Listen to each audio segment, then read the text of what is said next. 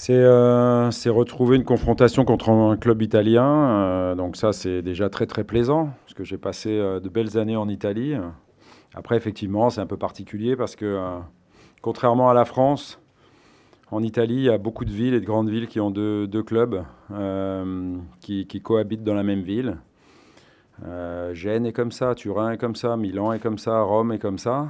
Et donc à Rome, moi j'étais à l'AS Roma et pas à la Lazio. Donc c'est logique que, euh, que ce soit un match particulier parce que mon cœur est resté romanista, en toute logique. J'ai une profonde affection pour les tifosi de l'AS Roma, mais j'ai aussi beaucoup de respect pour les tifosi de la Lazio, évidemment.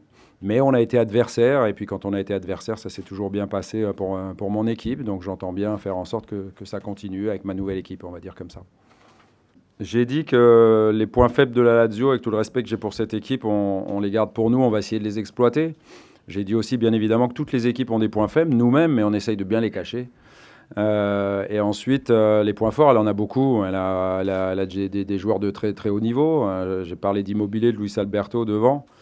J'ai parlé de Milinkovic-Savic. Il y a des joueurs qui ont beaucoup d'expérience dans cette équipe. C'est une équipe, et ça je le rajoute pour vous, qui est très très habituée à bien défendre. Et la preuve, on le voit, c'est qu'ils prennent très peu de buts, en tous les cas en championnat. J'ai dit aussi, pour continuer à pousser la France à se battre pour avoir 4 équipes directement qualifiées pour la Champions League, que c'était plus facile de se qualifier en Champions League en Italie et dans les autres championnats majeurs qu'en France. Et eux, ils étaient quatrièmes pour l'instant. Et chaque année, en fait, ils sont comme ça. Ils luttent pour se qualifier en Ligue des Champions.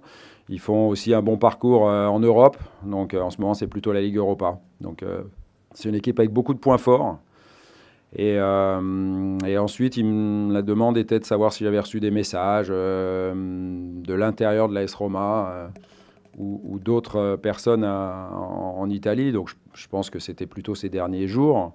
Mais en fait, ça s'est plutôt passé pendant le tirage au sort ou juste après le tirage au sort, où effectivement j'ai reçu beaucoup de messages de mes amis hors football ou football, pas spécialement à l'intérieur de l'AS Rome, qui ont trouvé ça comme un clin d'œil plutôt sympa que la Lazio se retrouve dans la même poule que nous et qu'on puisse les jouer 2 fois, donc ici et bientôt là-bas.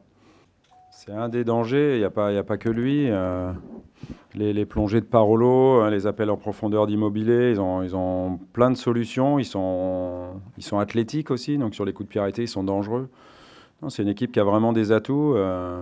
Après, pour parler de Milinkovic-Savic, je pense que c'est un joueur qui a encore une grande marge de progression et qui fera de très belles choses dans le football européen. Donc oui, c'est un adversaire de grande qualité qu'on va affronter.